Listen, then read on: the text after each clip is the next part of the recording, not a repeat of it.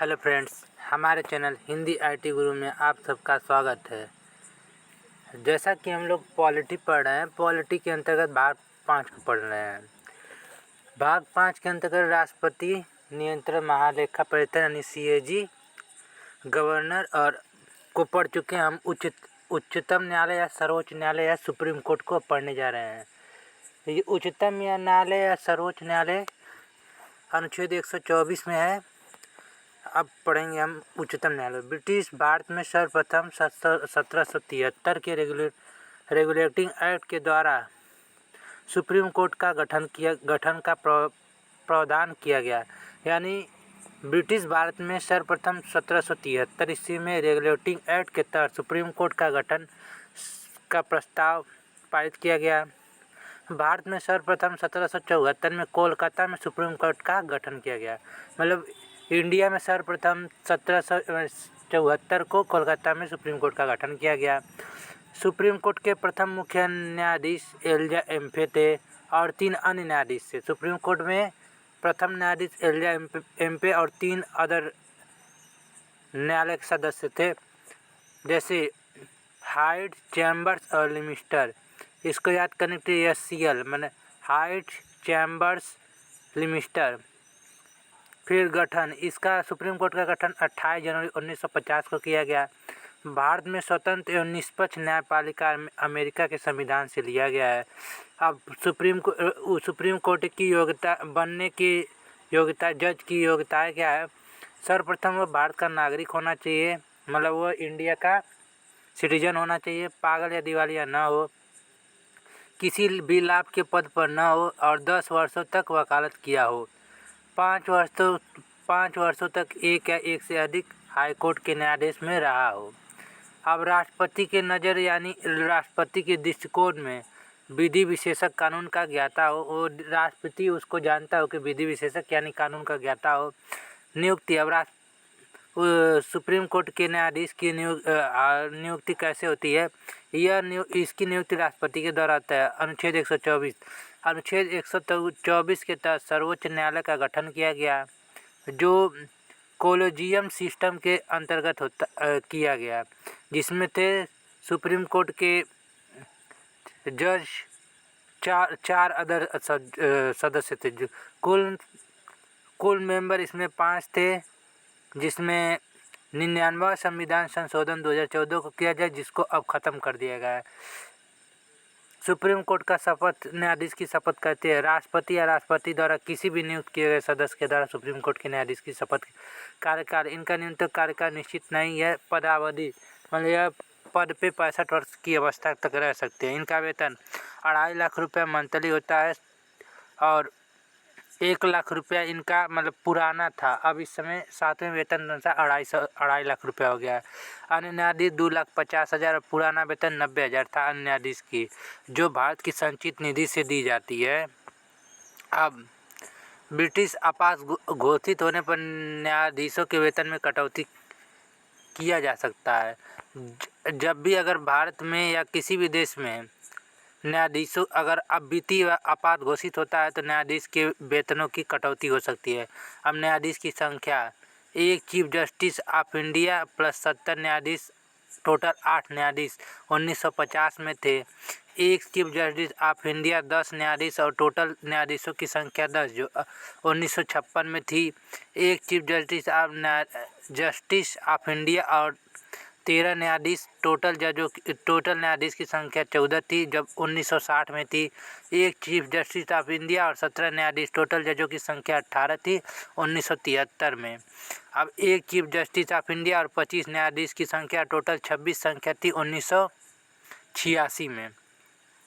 1 chief justice of India और 30 न्यायाधीश, total 31 जनसंख्या थी, न्यायाधीशों की संख्या थी 2008 और 2009 में। 1 चीफ जस्टिस ऑफ इंडिया और 33 न्यायाधीश और टोटल 34 न्यायाधीश की संख्या अब 2019 में है। वर्तमान में न्यायाधीशों की संख्या 34 है। इनको सर्वोच्च न्यायालय भी कहा जा सकता है। प्रथम सुप्रीम कोर्ट के मुख्य न्यायाधीश कौन थे? हीरालाल जे कार्निया थे।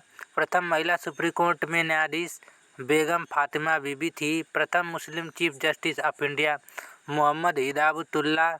प्रथम चीफ जस्टिस ऑफ इंडिया जो कार्यवाहक राष्ट्रपति बने थे। मोहम्मद हिदायतुल्लाह प्रथम दलित मुख्य न्यायाधीश। के जी बालकृष्णन अब प्रथम महिला वकील जो सुप्रीम कोर्ट में न्यायाधीश बनाए गए। इंदु मल्होत्रा वर्तमान में chief justice of India. Sharad Arvind Bobde जी हैं। सुप्रीम कोर्ट में सबसे ज़्यादा समय तक रहने वाला व्यक्ति वायु चंद्रचूड़ थे। सबसे कम समय तक सुप्रीम कोर्ट में रहने वाला न्यायाधीश थे कमलनाथ सिंह जो 18 दिन ही रहे। अब सुप्रीम न्यायालय और उच्चतम न्यायालय के कार्य। सुप्रीम कोर्ट के प्रारंभिक कार्य थे अनुच्छेद 131 में आता है, जिसमें एक राज्य होगा और केंद्र राज्य होंगे। 32 supreme court 8 veto 8 president vice president होते हैं। अब सुप्रीम कोर्ट के अपीली कार्य जो अनुच्छेद 132 के तहत आता है। परामर्शदाती कार्य आते हैं अनुच्छेद 143 के तहत। अन्य कार्य आता है। अब सुप्रीम कोर्ट के प्रारंभिक कार्य मतलब सुप्रीम कोर्ट के न्यायाधीश का प्रारंभिक कार्य एक या एक से अधिक राज्यों के मध्य उत्पन्न विवाद को निपटारा सुप्रीम कोर्ट करता है। एक या एक से अधिक मतलब 2 राज्यों के मध्य उत्पन्न विवाद को वह निपटारा करवाता है। संघ एवं एक से अधिक राज्यों के मध्य उत्पन्न विवाद का निपटारा करता है। यूनियन और स्टेट के राज्यों का विवाद का गठन मध्य का विवाद निपटारा सुप्रीम कोर्ट का न्यायाधीश कराता है। मौलिक अधिकारों को उल्लंघन होने पर सुप्रीम कोर्ट के अनुच्छेद 32 के तहत मौलिक अधिकारों की रक्षा करता है। संविधान की व्याख्या से संबंधित विवादों और प्रश्नों का निपटारा सुप्रीम कोर्ट करता है। संविधान की व्याख्या यानी एक्सप्लेनेशन कॉन्स्टिट्यूशन की से संबंधित विवादों का प्रश्न सुप्रीम कोर्ट करता है।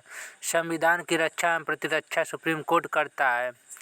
राष्ट्रपति एवं उपराष्ट्रपति के निर्वाचन में संबंधित विवाद का निपटारा अनुच्छेद 71 के तहत भारत का राष्ट्रपति करता है। प्रेसिडेंट और वाइस प्रेसिडेंट के निर्वाचन से संबंधित का विवाद सुप्रीम कोर्ट का न्यायाधीश करता है। अब सुप्रीम कोर्ट के अपीली कार्य अनुच्छेद राष्ट्रपति क्षमा कर सकता है अनुच्छेद 72 के तहत और अनुच्छेद 122 इसके तहत सुप्रीम कोर्ट के हाई कोर्ट के द्वारा दीवानी मामले, फौजदारी मामले, राजस्व मामले ETC पर दिए गए निर्णय के विरुद्ध सुप्रीम कोर्ट अपील कर सकता है। अनुच्छेद 136 इसके तहत सुप्रीम कोर्ट भारत का सबसे बड़ा अपीली न्यायालय होता है मतलब अपील करने वाला। अब तीसरा सुप्रीम कोर्ट के परामर्शदाता कार्य अनुच्छेद 141 इसके तहत भारत का राष्ट्रपति यानी इसके तहत इंडिया का प्रेसिडेंट सुप्रीम कोर्ट से परामर्श मांग सकता है यानी सुप्रीम कोर्ट से मार्गदर्शक करने की पराकाष्ठा कर सकता है। सुप्रीम कोर्ट राष्ट्रपति को परामर्श दे सकता है। सुप्रीम कोर्ट होता है जो राष्ट्रपति को राष्ट्रीय पथ को दिखा सकता है या देने से मना भी करता है या उसको देने से मना भी कर सकता है। यदि सुप्रीम कोर्ट राष्ट्रपति को परामर्श देता है तो राष्ट्रपति उस परामर्श को मानने के लिए बाध्य नहीं होता है। अगर सुप्रीम कोर्ट का अगर परामर्श देता है तो राष्ट्रपति उसको मना नहीं कर सकता। 26 जनवरी 1950 के पूर्व किसी विषय संधि समझौता आदि पर भारत का राष्ट्रपति परामर्श मांगता है। यदि सुप्रीम कोर्ट परामर्श देने के लिए बाध्य होता है तो सुप्रीम कोर्ट के एक मुख्य न्यायाधीश यानी 4 वरिष्ठतम न्यायालय 5 सदस्य मिलकर भारत के राष्ट्रपति को परामर्श देते हैं। अब अन्य कार्य एवं शक्तियाँ सुप्रीम कोर्ट के अनुच्छेद 126 इसके तहत सुप्रीम कोर्ट के मुख्य न्यायाधीश पर रिक्त होने पर पदच्युत किए जाने या मृत होने पर राष्ट्रपति सुप्रीम कोर्ट के किसी न्यायाधीश यानी वरिष्ठतम को कार्यवाहक मुख्य न्यायाधीश के रूप में नियुक्त कर सकता है यानी कार्य करने के लिए वहाँ पर नियुक्त कर सकता है। अनुच्छेद अब 127 तदर्थ न्यायाधीशों की नियुक्ति इसके तहत भारत का राष्ट्रपति यानी इसके तहत इंडियन प्रेसिडेंट सुप्रीम कोर्ट के मुख्य न्यायाधीश के परामर्श पर तदर्थ न्यायाधीशों की नियुक्ति करता है यानी सुप्रीम कोर्ट के न्यायाधीश के कहने पर वह तदर्थ न्यायाधीशों की नियुक्ति करता है। अर्थात तदर्थ न्यायाधीश से तात्पर्य है कि सुप्रीम कोर्ट में अस्थायी न्यायाधीश के रूप में नियुक्त करता है यानी उनको अस्थायी रूप से नियुक्त करता है। तदर्थ न्यायाधीश को सुप्रीम कोर्ट के न्यायाधीश के समान वेतन भत्ते एवं अन्य सुविधाएं प्रदान की जाती है। जो परमानेंट नहीं होते हैं पर अस्थायी रूप से उन लोगों को नियुक्त किया जाता है और जितने सुप्रीम कोर्ट के अस्थायी जजों को फैकल्टी मिलती है उतना ईस्वी सदस्य को मिलती है। अब अनुच्छेद 129 अभिलेखी न्यायालय कोर्ट ऑफ रिकॉर्ड, इसके तहत सुप्रीम कोर्ट को एक अभिलेखी न्यायालय घोषित किया गया है। यानी इसके तहत सुप्रीम कोर्ट को कोर्ट ऑफ रिकॉर्ड घोषित किया गया। अभिलेखी न्यायालय से तात्पर्य सुप्रीम कोर्ट के द्वारा दिए गए निर्णय को साक्ष्य के रूप में प्रयोग किया जाता है। भारतीय संविधान के अनुच्छेद 215 के तहत हाई कोर्ट को अभिलेखी न्यायालय की घोषित किया, यानी अनुच्छेद 215 के तहत हाई कोर्ट को अभिलेखी न्यायालय यानी कोर्ट ऑफ रिकॉर्ड के रूप में घोषित किया गया। अब अनुच्छेद 120, इसके तहत सुप्रीम कोर्ट नई दिल्ली में होगा। सुप्रीम कोर्ट मुख्य न्यायाधीश के परामर्श मानी सलाह से पर राष्ट्रपति प्रेसिडेंट सुप्रीम कोर्ट की बैठक किसी अन्य शहर में आयोजित कर सकता है। यानी प्रेसिडेंट सुप्रीम कोर्ट के मुख्य न्यायाधीश के सहमति से किसी अन्य शहर में आयोजित करता है। अभी तक जम्मू कश्मीर के श्रीनगर और आंध्र प्रदेश हैदराबाद में सुप्रीम कोर्ट अपना बैठक आयोजित कर अपना निर्णय दिया है। अब अनुच्छेद 136, इसके तहत सुप्रीम कोर्ट को भारत का सबसे बड़ा विशेष अपीली न्यायालय घोषित किया गया। यानी supreme court special court of record को घोषित किया गया। अब अनुच्छेद 137 न्यायिक पुनरावलोकन जुडिशियल रिव्यू, इसके तहत सुप्रीम कोर्ट को न्यायिक पुनरावलोकन को शक्ति प्रदान की गई। यानी इसके तहत सुप्रीम कोर्ट को जुडिशियल रिव्यू की शक्ति प्रदान की गई है। न्यायिक पुनरावलोकन अमेरिका के संविधान से लिया गया, यानी न्यायिक पुनरावलोकन अमेरिका के संविधान से लिया गया है। न्यायिक पुनरावलोकन से तात्पर्य होता है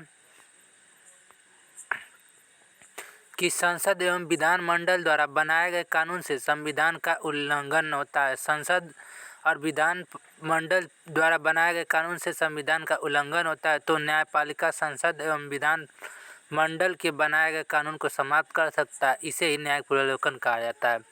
न्यायिक पुनरावलोकन के जनक जॉर्ज मार्शल को माना जाता है।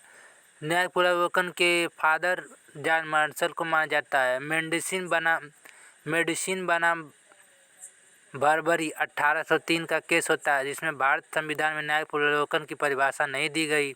भारतीय संविधान में न्यायिक पुनरावलोकन अप्रत्यक्ष रूप से अनुच्छेद 132, अनुच्छेद 13, अनुच्छेद 132, अनुच्छेद 226 में आया। ब्रिटेन में न्यायिक पुनरावलोकन का प्रयोग नहीं किया गया है। अब आगे हम पढ़ेंगे उच्च न्यायालय यानी हाई कोर्ट नेक्स्ट वीडियो में। तब तक के लिए थैंक यू।